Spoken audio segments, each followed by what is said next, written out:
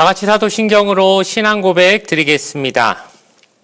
전능하사 천지를 만드신 하나님 아버지를 내가 믿사오며 그 외아들 우리 주 예수 그리스도를 믿사오니 이는 성령으로 잉태하사 동정녀 마리아에게 나시고 본디오 빌라도에게 고난을 받으사 십자가에 못 박혀 죽으시고 장사한 지 사흘 만에 죽은 자 가운데서 다시 살아나시며 하늘에 오르사 전능하신 하나님 우편에 앉아 계시다가 저리로서 산자와 죽은 자를 심판하러 오시리라. 성령을 믿사오며 거룩한 공예와 성도가 서로 교통하는 것과 죄를 사하여 주시는 것과 몸이 다시 사는 것과 영원히 사는 것을 믿사옵나이다. 아멘. 오늘 우리에게 주신 하나님의 말씀은 시편 119편 19절의 말씀입니다. 구약성경 891페이지에 있는 시편 119편 19절의 말씀, 구약성경 891페이지에 있습니다. 시편 119편 19절의 말씀을 제가 읽어 드리겠습니다. 나는 땅에서 나그네가 되었사오니 주의 계명들을 내게 숨기지 마소서. 아멘. 오늘 주신 말씀을 가지고 말씀과 친구 맺기라는 제목으로 잠시 은혜의 말씀을 나누도록 하겠습니다. 이스라엘 민족을 향한 별명 중에 하나가 바로 히브리인이라는 그런 표현이 있습니다. 그런데 이 성경에서 자주 등장하는 히브리인이라는 표현의 뉘앙스를 살펴보면 이것이 별로 긍정적인 의미가 아니었다는 것을 우리는 잘 알 수 있습니다. 특별히 애굽에서 400년간 노예 생활을 할 때 애굽 사람들이 이스라엘 사람들을 가리켜서 약간 낮추어 부르듯이 히브리인이라고 불렀던 것, 그것이 바로 히브리인이라고 하는 그 소리를 들었던 이유와 또 배경 중에 하나입니다. 그럼 그 히브리인이라는 이름의 뜻, 즉 히브리라는 뜻이 무엇인가? 많은 성경학자들이 대부분 얘기하기를 이것은 저쪽에서부터 건너온 사람들, 쉽게 말해 떠돌아다니는 사람들, 한 곳에 딱 정착해서 사는 사람들이 아니라 여기 갔다 저기 갔다 부평초처럼 떠다니는 그런 사람들이라는 떠돌이, 그런 의미가 있다라고 얘기하는 것입니다. 그런데 이스라엘 백성들은 스스로를 가리켜서 히브리인이라고 부르는 것에 대해서 부끄러워하거나 혹은 그것을 듣기 싫어하는 그런 모습이 전혀 없다는 것은 참 놀라운 일입니다. 그들은 그들 스스로 자신들의 정체성을, 그래 우리는 하나님만 바라보고 하나님이 이끄시는 대로 저 아브라함처럼 하나님이 인도하는 땅을 향해 끊임없이 나아가는 히브리인들이다라고 얘기하면서 자기들 스스로를 이 땅에 온 나그네와 같은 사람들로 인식하며 살았다는 것입니다. 오늘 우리가 읽은 본문의 말씀을 보면 이 시편 119편을 쓰고 있는 그 화자가 자기를 하나님 앞에서 하나님, 나는 나그네입니다. 이 땅의 나그네입니다. 라고 말하는 그런 내용을 우리가 생각해 볼 수 있습니다. 여러분, 우리가 다 이 땅에 어찌 보면 잠시 왔다 돌아가야 될 나그네들이지 않습니까? 잠시 나그네 인생길 살아가는 것은 누구나 마찬가지인 것이고, 이 시편을 지금 쓰고 있던 시인이나 우리나 어차피 잠시 머물다가는 나그네 인생이라는 데는 전혀 다를 바가 없을 것입니다. 그런데 그 나그네라는 것은 참 어떻지요? 외롭지 않습니까? 쓸쓸하지 않습니까? 누구 하나 나를 받아줄 사람들이 있지 않은 그런 곳에서 외톨이처럼 살아가는 것이 어찌 보면 나그네 인생길이지 않습니까? 그래서 우리는 참 서러운 신세, 이 세상 살아가면서 서럽고 힘들고 쓰디쓴 경험을 참 많이 하며 소외받고 외로운 처지에 처하는 경우가 많이 있게 되는 것 같습니다. 오늘 이 시편 119편의 시인은 계속해서 말씀드리지만 매우 힘든 상황에서 이 시편을 쓰고 있었다고 우리는 알 수 있습니다. 그 내용 한 구절 한 구절 속에 드러나는 상황은 매우 힘들고 어렵고 주변의 사람들이 자기를 향해 이유 없이 공격을 가하는 그런 억울한 신세를 맞이하고 있었던 그런 상황이란 걸 알 수 있습니다. 그러니 자기 스스로를 뭐라고 지금 말합니까? 나그네 같다고 말하는 것이죠. 그런데 이 사람이 자기를 나그네라고 말하면서 그 후에 하나님 앞에 뭐라고 부탁을 하냐면 주의 계명을 나에게 숨기지 말아달라고 말합니다. 아니, 자기가 나그네인 것과 하나님 말씀을 숨기지 말아달라는 게 무슨 의미가 있는가? 어떻게 연결이 됩니까? 이 사람이 지금 하나님 말씀을 제발 숨기지 말아달라고 얘기하는 것은 말씀만이 내 외로움을 위로해 줄 수 있고 내 인생의 어려움을 덮어줄 수 있으며 나의 그 외롭고 혼자밖에 없는 내 이 쓸쓸한 인생의 유일한 친구가 되어줄 수 있는 존재라는 것을 믿고 있기 때문입니다. 한마디로 나는 말씀과 친구가 되고 싶으니 하나님 제발 내 친구를 숨기지 말아달라고. 하나님의 말씀이 내 친구가 되면은 내 이 외로운 인생의 유일한 위로와 교제가 될 수 있을 것 같으니 하나님 제발 숨지 마시고 늘 말씀들을 나에게 들려달라고 부탁하고 있는 것입니다. 여러분, 말씀이라고 하는 인생 최고의 친구를 만나셨습니까? 혹시 만나긴 만났는데 아직 친구가 안 된, 친구 사이가 안 돼버린 분들 계시지 않습니까? 말씀이 이쪽 귀로 왔다가 저쪽 귀로 사라져버리는 그냥 어떤 옆에서 뭐 그냥 중얼중얼 하는 뭐 연불인지 뭔지 아무 의미 없는 소리로 나한테 다가오고 있다면 말씀을 만나긴 했지만 아직 친구가 되지 않은 것입니다. 오늘 이 시편을 쓰고 있는 시인처럼 이 말씀이 내 인생의 진짜 진솔한 위로가 될 수 있는 나의 평생의 동반자가 될 수 있는 가장 끈끈한 우정을 나눌 수 있는 친구가 되어진다면 이 나그네 인생에 이보다 더 든든한 어떤 뒷배가 어디 있겠습니까? 하나님만큼 나의 유일한 내 마음속 깊은 사정까지 알고 계실 수 있는 내 모든 마음을 깊은 속까지 아시는 분은 없다는 것을 우리가 믿을 때 그 하나님이 나에게 들려주시는 말씀이 내 인생 최고의 위로를 주는 친구가 되어질 수 있는, 그러니 어서 그 말씀과 친구 되어지는 삶을 살게 되시기를 주님의 이름으로 부탁을 드리겠습니다. 그럼 이 사람이 지금 처해진 상황을 몇 구절 보면은 21절에 보니까 교만하여 저주를 받으며 주의 계명들에서 떠나는 자들을 주께서 꾸짖으셨나이다 라고 말하면서 지금 자신의 주변에 교만하고 아주 자기를 괴롭히는 사람들이 있다는 것, 그리고 23절에 보니까 고관들도 앉아서 나를 비방하여 싸우니 주의 종은 주의 율례들을 작은 소리로 읊조렸나이다 라고 말하면서 지금 주변에 그 교만한 사람들이 자기를 비방하고 자기를 괴롭히고 멸시하고 있는 상황들을 하나님 앞에 토로하고 있는 것을 볼 수 있습니다. 아니, 이렇게 억울하면 사람이 어떻게 해야 됩니까? 가서 따지든가 멱살을 잡든가 왜 나를 괴롭히고 있지도 않은 말로 나를 비방하냐고 막 이렇게 뭐라고 해야 될 것 같은데 이 시인은 전혀 우리가 봤을 때는 그에 걸맞지 않은 행동을 하고 있는 것을 볼 수 있는데 바로 23절 말씀이죠. 다시 한번 읽어드리겠습니다. 고관들도 앉아서 나를 비방하여 싸우나 주의 종은 주의 율례들을 작은 소리로 읊조렸나이다. 아니, 세상에 이렇게 답답한 경우가 있을까요? 아까도 말씀드렸듯이 누가 이유도 없이 내 뒷담화를 하고 나를 비방하고 멸시하고 있으면은 가서 따지든지 어떻게 한 대 그냥 탁 때리든지 복수를 해야지 속이 시원할 것인데 이 사람은 그게 아니라 작은 소리로 하나님 말씀만 읊조리고 있겠다라고 하나님 앞에 지금 얘기하고 있는 것이죠. 뭐 이렇게 무대책인 사람이 있을까요? 이 사람은 뭐 자기가 어떻게 해야 되는지 자기 해야 할 바를 도저히 모르는 좀 약간 덜 떨어진 사람이라서 이렇게 하겠다고 하는 것일까요? 아닙니다. 이 사람은 진짜 누가 내 인생의 문제를 해결할 힘을 가지신 분이 누군지 확실히 아는 사람이니까 이렇게 행동해야겠다고 말하는 것입니다.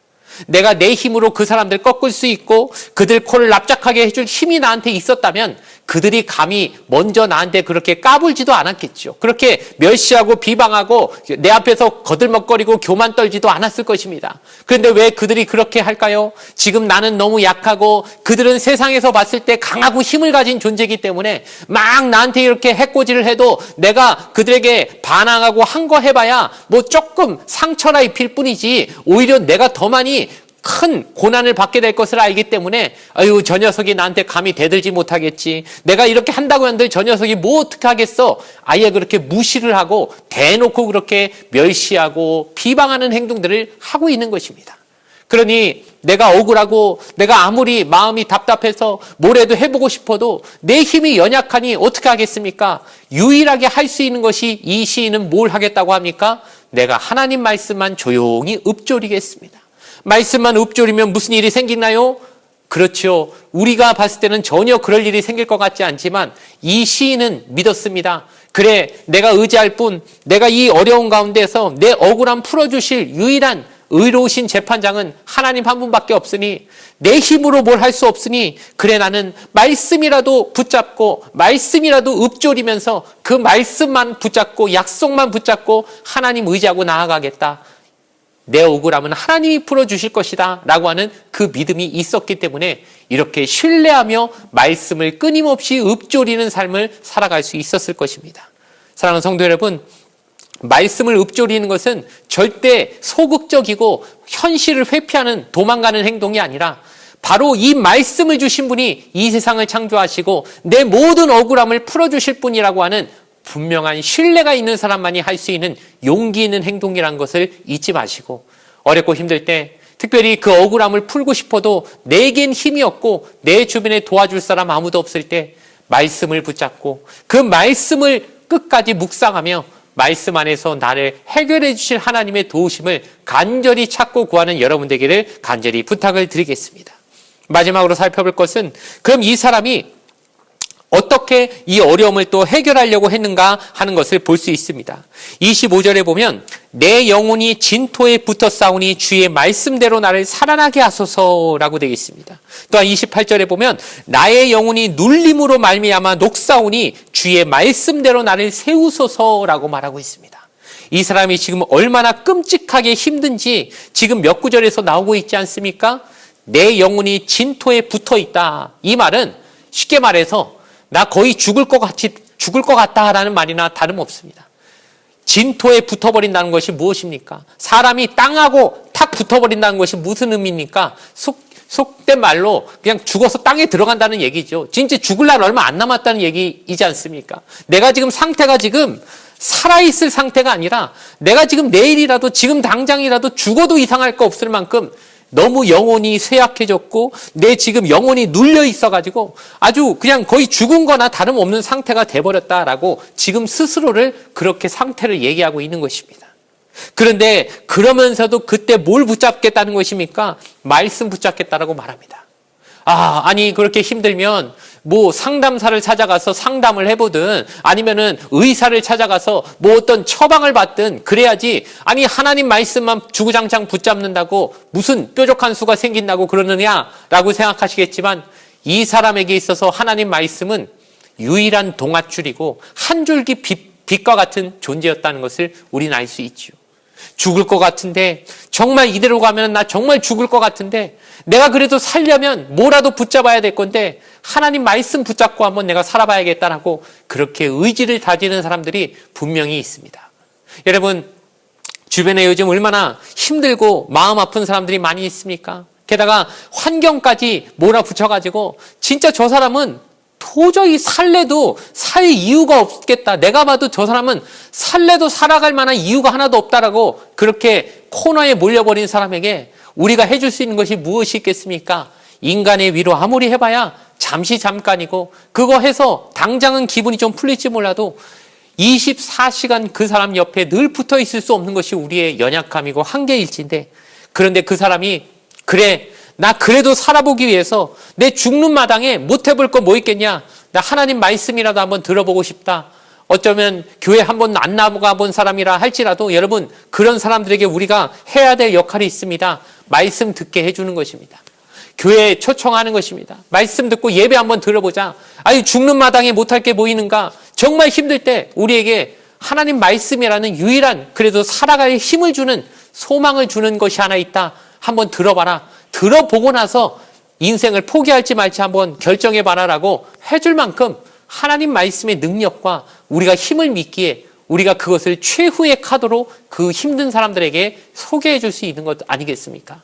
어떤 분이 그런 얘기 하시더라고요. 예전에 자기 아버지가 정말 교회 안 다니시고 정말 교회를, 예수 믿는 거 싫어하는 그런 분인데 자기가 일부러 명절 때 내려갈 때마다 운전을 오래 해야 되는데 운전할 때마다 그냥 대한민국에 있는 유명한 목사님인데 설교를 다 녹음해가지고 그냥 자기가 녹음 테이프를 끊임없이 들려줬다고. 말씀만 들어보시라고. 그럼 아버지가 듣기 싫다고 꺼버리라고 해도 아이 내가 운전대 잡은 사람이 왕이니까 운전대 잡는 동안은 내가 듣고 싶은 거 내가 듣겠으니 좀 듣고 계시라고 가만히 하면서 그냥 몇 시간을 주구장창 설교 말씀만 들려줬더니 나중에는 그 말씀을 조금씩 들으시더니 아유 그래도 어느 목사님 참 말씀은 내가 보니까 좋다 듣기 좋다라고 하시면서 어느 순간 이제 슬쩍 교회도 한 번씩 나가시는 분이 됐다라는 그런 얘기를 들은 적이 있습니다.